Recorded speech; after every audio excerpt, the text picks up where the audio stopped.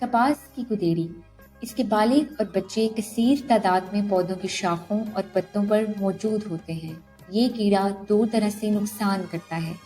Number 1، رس چوس کر پودوں کو کمزور کر دیتا ہے اور شدید حملے کی صورت میں پودے شاخوں کی طرف سے سوکھنا شروع ہو جاتے ہیں۔ نمبر 2، اس کے جسم سے لیس دار مادہ نکلتا ہے اور پتوں پر بعد میں سیاہ رنگ کی پھپھوندی آ جاتی ہے۔ اس کا حملہ گرم اور خشک موسم میں ہوتا ہے۔ اس کے انسداد کے لیے کھیتوں، کھالوں اور وٹوں کو جڑی بوٹیوں سے صاف رکھا جائے۔ پچھلے سال کے گدیری سے متاثر کھیتوں اور گرد و نواح کا معائنہ احتیاط سے کریں، کیونکہ اس کے بچے بہت چھوٹے ہوتے ہیں اور مہذب عدسے کے بغیر نظر نہیں آتے۔